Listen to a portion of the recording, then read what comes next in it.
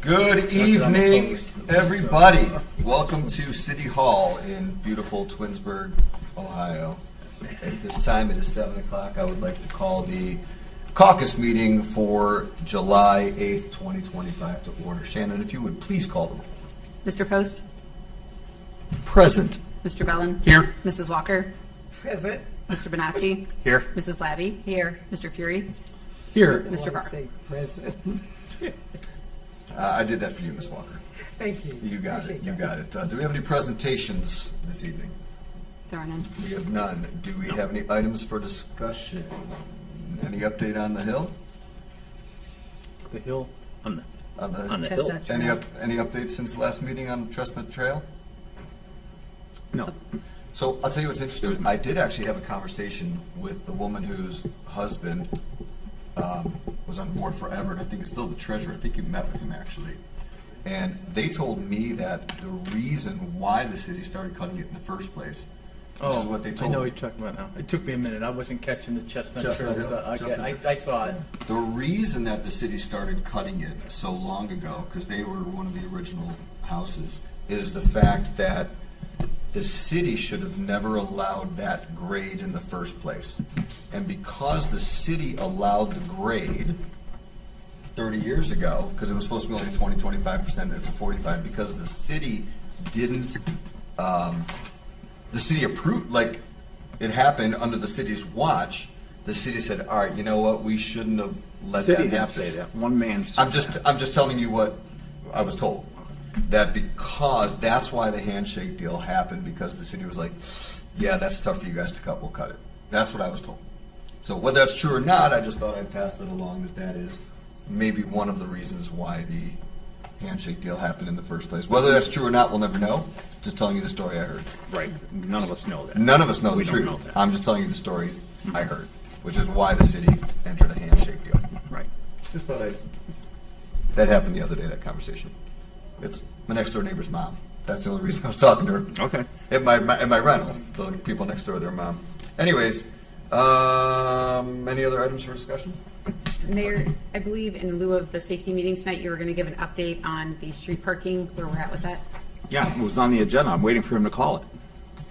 Street parking, sir. Would you like to? Yeah, I will. Wow. I thought you would just bring it up. No, that's on the agenda. I'm waiting for the agenda Mayor item to Scafidi, come up. if you would please tell us about your street update. Sure. The street parking, as we know, you guys approved the new signage and the new street parking. We are in the process of making those signs, currently making the signs. Matter of fact, I brought some little show and tell of what we're planning to put up. Nice. This sign right here will be on the entrance of every entrance in the city, okay? Spelling out that there's no parking between the hours of 2 and 6, hydrant side of the street. When snow exceeds 2 inches, there's no parking. So when I'm driving into Twinsburg by the Sam's Graffiti, It's not going to be Close. anywhere near the same graffiti, but I meant it's not covering up the name, let's put it that way. No, I seriously, it's going to We're be, gonna stick it in the flower pot. no, no.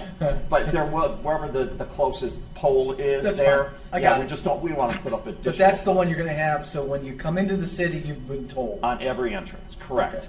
And then, these are the signs that we're making to put in the neighborhoods, okay, no parking on the hydrant side of the street, and then no parking in the cul-de-sacs.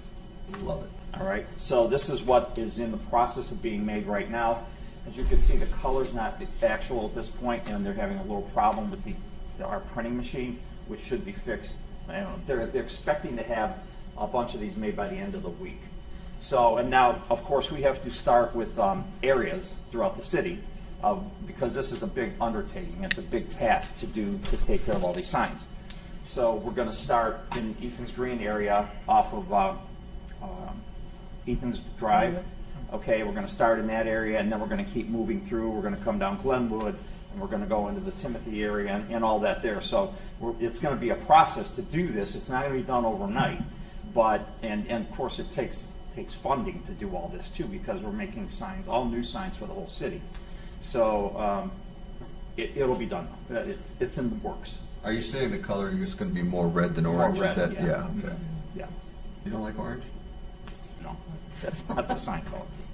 So that's what we Show got. the camera.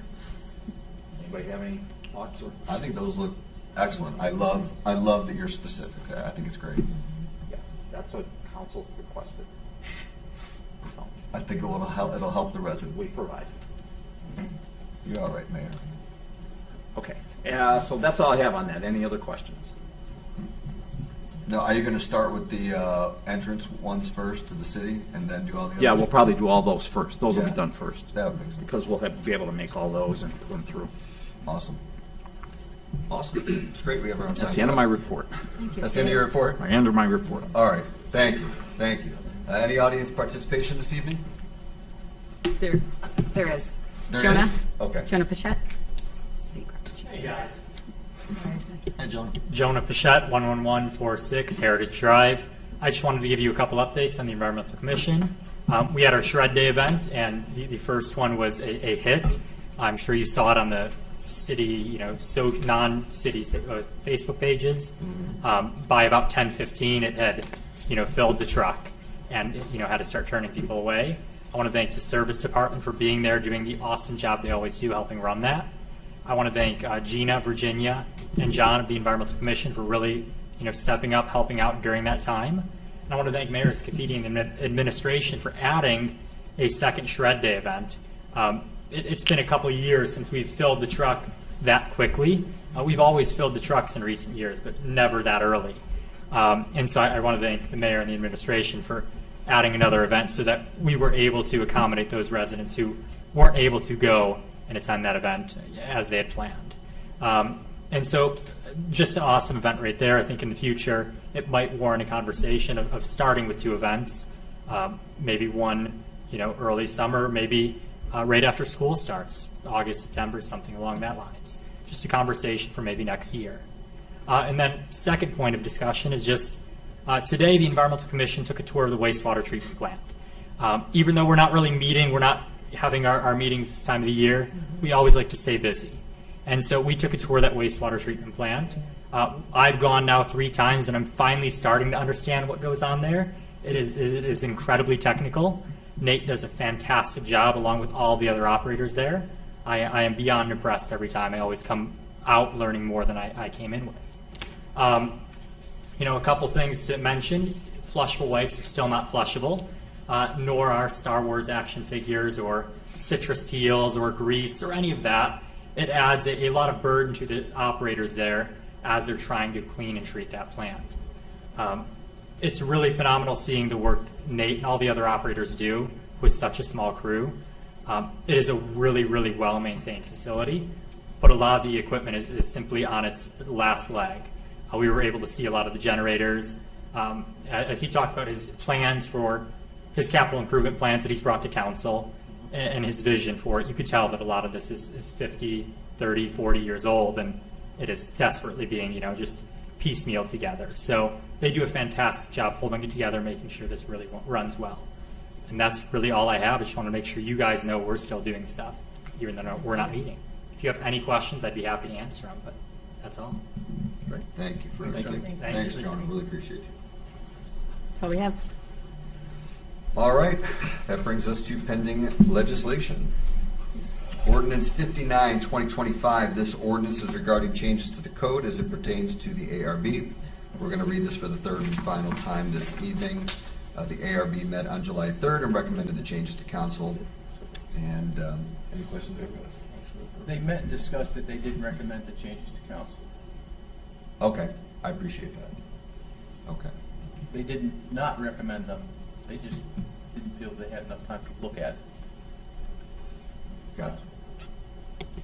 And this, I believe, is the 4th reading. Yes. Thank you. We can't get it out. But Bill, they were okay with it. They did not have any opposition to the changes. Okay, I appreciate it. Any other comments on it? Are we still voting on it then, Bill, or are they Yes, we're still going going to back? vote on Okay. this tonight. Thank you. Okay, thank you. Yes, it is actionable tonight. And it really, when you look at it, it just cleaned it up. We didn't really change anything, in my opinion. I'm sure Matt has some finer points that he can talk about, but from a 50,000 feet level, it looked like we just cleaned up the language and made it much more readable, and common sense to me. So I don't think that there's any issues. Perfect. Yeah, that's And correct. if there was something that was brought up in the future, it's just an amendment that we could always go back on. So I don't think we should wait, in my opinion. But Matt's going to talk now. No, I think you put it well, Mr. Thank you. New glasses? No. I don't recall seeing you in those. New glasses for you? No, these are old ones. I just put different lenses in them. So, I'm going to go with Mr. Fury. I thought they were new also. Same one. I thought they Been were there new. for a couple years now. Have you? Yeah. I honest to God, I thought they were new. I do have new glasses, but these aren't them. I just put the photo-centered lenses in, so I don't know if they're dark now or not, but they shouldn't be. Yeah. These are just reading glasses. All right. All right, moving forward. Resolution 65, 2025. This resolution is to hire R.E. Warner for the service garage design. Programming document will be prepared to include the space requirements for support offices, vehicle storage, maintenance, and equipment. The total cost will not exceed $34,600. This will be on its final read tonight. Are there any questions on that? I think we've talked about that enough. Resolution 71, 2025. It's to continue certain CRA agreements. The Tax Incentive Review Committee held their annual meeting on June 25th to look over and monitor the status of job creation, wage commitments, capital improvements, and income tax receipts. And so the following are in favor of continuing the agreement: O'Reilly Auto Enterprises, Sifron has Building Edition, Vistar Building Edition, and Western Reserve Wire Products. We're going to suspend the rules if council agrees, and to ensure the deadlines, and pass that tonight. So they changed the rules on the tax incentive review, where there's a new structure to it, and council's no longer involved, even though we did registration a month or so ago. So I did not attend that meeting, but I know that Ms. Ziegler has a summary that she can do that will clear up the top, the CRA, and then the ones that have the amendments. So Would you like to speak on that? Okay. Come on up. Well, how are you? It's a beautiful summer day. It's a beautiful summer day. All right. The sun is shining. Bill was correct. Ohio Revised Code did make some changes to the board composition. So we typically meet, Tax Incentive Review Council typically meets annually in March. So because of those, the difference in the board makeup, it got pushed back a little bit. That's why it's in June 25th of this year. We do have a deadline to report to the state and to give those forms. That's why this is being passed as an emergency. But so Turk meets annually, and they need to review our CRA tax abatements and our Twinsburg occupancy program grants. And they just basically make sure that we meet with the finance director. She gives us the reports from RETA, Regional Income Tax Authority, to double check that the income wages that they are reporting are in fact what is being reported here in Twinsburg. You can have a business in Twinsburg, but maybe some of your employees are hybrid, or they're electricians and they do a lot of jobs outside. They might be reporting outside of Twinsburg. So we really need to make sure, since we are primarily funded through that 2% income tax, that the wage thresholds are being met.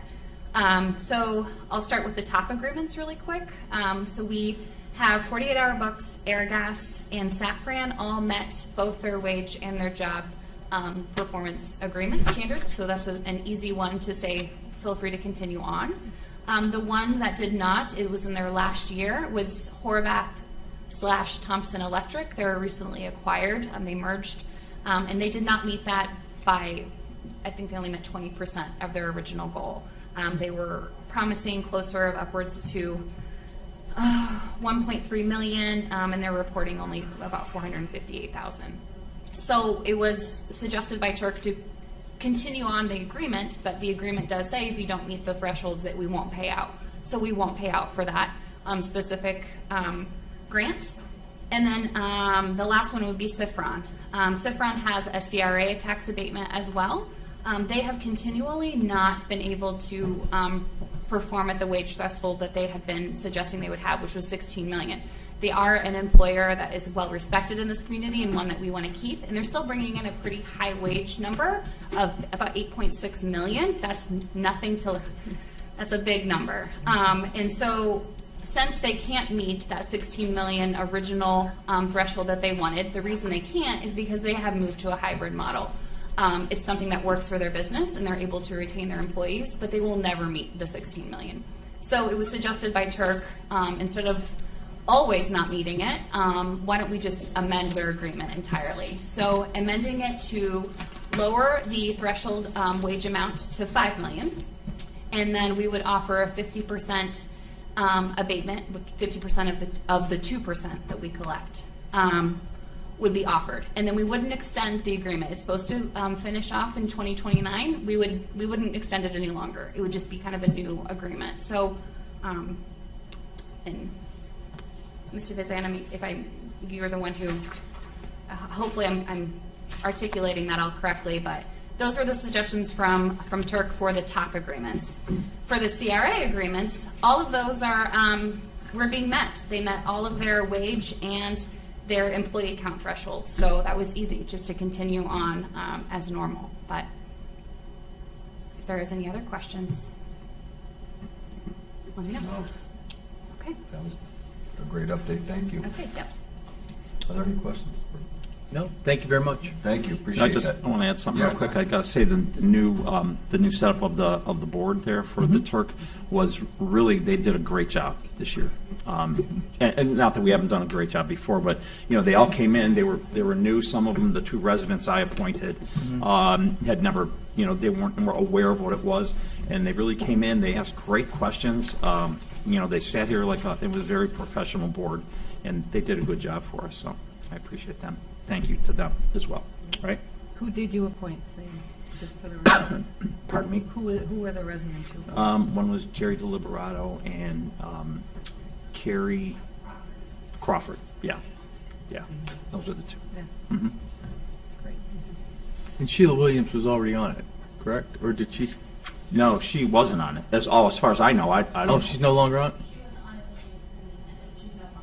Yeah, she never. My bad. Okay, thank you. All right, that's all. Awesome. Thank you. All right, Resolution 72, 2025. This resolution is to extend various top agreements. The Tax Incentive Review Committee met June 25th, and the companies that will agree to continue are Airgas USA, Saffron Power USA, and 48 Hour Books. We're again asked to suspend the 3 reading rule and pass this tonight on an emergency if it passes. All right, very good. Questions on Resolution 72? Resolution 73, 2025. This is to modify the top agreement with Sifron. Again, the changes will be effective for the tax year 2025 to 2029. You just kind of went through some of this very much so I don't need to repeat everything. Again, we're going to suspend the 3 reading rule. Ask to suspend the 3 reading rule. Are there any comments or questions on that? No. No. All right, very good. Thank you. Resolution 74, 2025. This resolution is to enter into a contract with Environmental Design Group to provide professional services for streetscape design guidelines. The amount of the contract is $96,350. This is to create streetscape design guidelines for the downtown district. The consultant will provide comprehensive urban design, survey engineering, and streetscape guidelines. It'll be on the first reading tonight. Did you want to speak on that, or did you not want to speak on that, or? Yeah, if you want to just talk about that. When I was reading through it, we've talked about this for years in the making, and I'm very, very excited about this. I remember a few years ago, we were like, let's make it look pretty. Yep. And so it looks like we're on our way to making it look pretty. And I'm guessing some of this money is using some of the TIF money and some of the other things that we're going to... It could possibly. So the concept of funding, we could be applying for CDBG grant funding. There's other... there's some funding in the economic development budget currently to do it, but there isn't all of it. We would need to do an appropriation to fund all of the consulting services. But essentially, the scope of the area, and I believe you all were provided with the general area of the map, is the vast majority of the new downtown district for the zoning code. And that is just because that is naturally the area that would have those types of standards. We're anticipating connectivity, walkability, sidewalks, benches, pedestrian light poles that could have hanging baskets and banners and all of the placemaking components of a downtown district. And having those standards, when we call them standards, they will be requirements that will be implemented. We were always kind of hoping that the downtown redevelopment site would be the one to kick this off, but we can't wait any longer. We've been waiting for so long for something to happen there, and we're still hopeful that something will happen.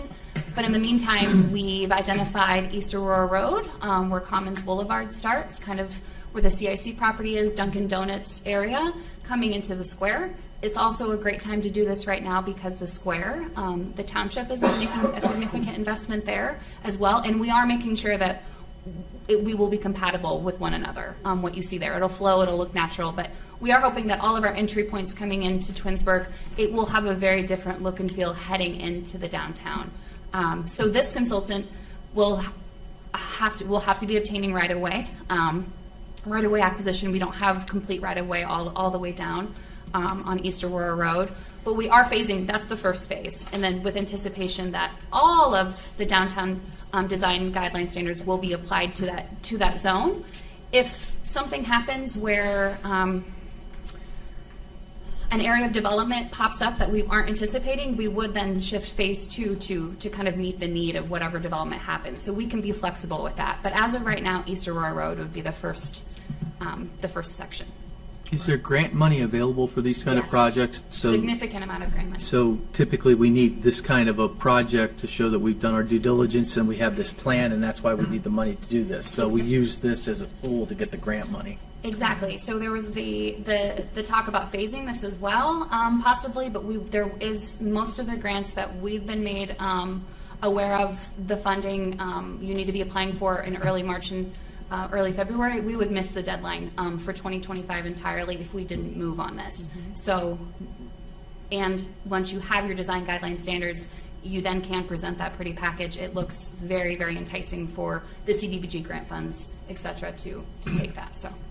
And I did like that there, if I read it correctly, that there's going to be lots of opportunity for public engagement. Yes. And for engagement for all of us, and there's going to be meetings and everything, online questionnaires. So I think it's great that we're doing that. Again, full transparency with the community that, hey, it's out there, and so especially, there's been a talk for years, so I think it's great that the community will potentially have some input in this as well. They will, and this will be a Together Twinsburg project page as well, just like the zoning code update. We it was chicken or the egg. We really didn't want to have public input, until the council decided on if this was a priority that you wanted to make, but also to set realistic expectations. Until we have the land surveyed, until we have right-of-way acquisition, there's not a lot of room. I mean, there's only so much play with how big these sidewalks can be, how much vegetation we can allow, what the types of light poles we can do. There's overhead wires. I mean, there's significant limitations. So what we do ask for public input will all be options that we can actually do, and that's when we would bring the public in. But yes, there is the opportunity in the proposal to add on some public engagement. We have a pretty significant, robust staff that does. We have a marketing manager now. Lynn and I are well versed in all things public engagement via the zoning code. We're pretty confident we can handle that in-house, but if at any time we do need to sub that out with this company, that's something they can do too. It's great. It's great. Rebecca, did you mention that, I'm sorry, I didn't hear all of it, but they're going to be getting a budget amendment? Correct. You Yes. guys are aware, that'll be coming when Christina comes back. All right. Thank you. Any more questions about that? I'm very excited for this. Okay, great. Chuck, I feel like you have a question? You're good at reading eyes. Yeah. So thank you for clarifying some of the thoughts that I had. This is good, and I believe our communication indicated that we could expand beyond this area, because in my mind, we stop a few hundred feet short of connecting existing retail. I see. Going north on 91 from the square, our yellow line stops. Yes. Right. Yeah, I see what you mean. So there has to be an in or an out. I see what you Right. mean. We can, as a city, apply this we can apply this anywhere we would Yeah. like. It's just we wanted to make sure We that like rules. whenever development comes in, this is this new standard for Twinsburg. This is the look and feel that we want to have. We never had the teeth before. We have ARB and we have a very strong planning director here who can help with those. Engineering department is excellent as well, but this provides a lot more teeth for us to say these are the standards. This is the look and feel that we want to have here in Twinsburg. Yeah, just as long as there's that option to continue that look and feel, so we don't develop one area and then leave another area unattended or less desirable because we're not prepared to connect it all. I realize this is a loaded statement, and I would like to have a conversation at a future date about once this is in place and once we have the teeth for this in place, how we handle retrofitting, right, other properties and those kind of things. I understand you can't go back, whoever's here is probably grandfathered in, but I just want to have a conversation about what that looks like moving forward as properties change hands, are updated, those kind of The things. building or the sidewalk in front of there? In general. In general. Yeah. Yes, So, absolutely. I see where you're going with that. Yep. Thank you. We talked about this ages ago, that putting something in place like this will get the downtown that we want 30 years from now. Really, by the time this building changes, then that building changes, but you got to put it in place now, so the next generation coming through loves it, So, nothing wrong, but I really think that's how it is, You plant a little baby tree for the next guy to enjoy, really. So, all right, I appreciate that. Thank you so much. All right, Resolution 75, 2025. This resolution is to apply for funds for the congestion mitigation air quality funds from the AMATS traffic signal upgrades. The city is requesting 65% of eligible costs, or $5,880,753 for construction, which the city is will have to match $3,166,559. Local funding will need to be programmed from state highway, permissive tax. The right-of-way part of the project will be the budget year 2027, with construction in the 2029 budget. Ms. Moore, did you want to speak on this at all, or only if there's questions? Does anybody have any questions for her? It's 4 years out. Just It's all good. We talked about it all. But I know what, I understand what they're doing, so. yeah. Now's the time to ask questions, though, if there are. All right. And so, David, I did ask a question related to this to Rebecca, and it had to do with if you're improving the way things look and you're applying for funding for traffic lights and signals and that kind of stuff, do we have the flexibility? And Rebecca, I believe you told me that we do have the flexibility because this is the grant, not necessarily the project. So the design standards would be done before the project. Did I understand? Or did I not Well- ask the question the way I just described it? I'm not sure what your question is, but Change this the is where I'm signal, thinking you're traffic going with it. Traffic signals have certain requirements they have to meet to get the federal highway funds. So there's certain requirements there. Now, if you're talking about black poles versus silver poles, that's easy in the spec, whatever we want to do there. We are putting this will include like the back plates, which are the most current safety type things. So there's a lot of those things that are federal highway driven. And really, you're talking about traffic signals. You're talking about the light at the intersections. You're talking about the ADA ramps. You're talking about the ADA countdowns that would have to be on those that just bring them into compliance, as well as management software that would come back probably to dispatch, that they could actually see some real-time stuff. So if an accident's out there, dispatch may have eyes on it. In the future, that's what the technology is all moving towards, so we can address issues as they come up. As far as streetscape, a pole's got to be planted somewhere, and it's got an arm on it, so you can't put it 5 miles down the road and expect it to work at that intersection. But colors, we can work with them. That was at the color and like the finish. Some cities have utility poles or that have some elements to it, and ours kind of are utilitarian. Mm-hmm. Yeah. Can you explain real quick? I know, but I saw that the times are going to be faster at intersections, and did I read that right? It's What level did- I don't of understand how that services works. times. Because you'll have more computerized control, the way that they're called smart signals. So the technology we're running is 35-year-old, probably plus technology for running the signals. It's not being supported. Like if we have something go down, we have to get it rebuilt because we can't get new components for certain things. And the software that runs behind it is, we've updated some to something a little more clear, but we're still running way behind where current technology is on the traffic signals. And that's because our traffic signals were new 20 years or 25 years ago.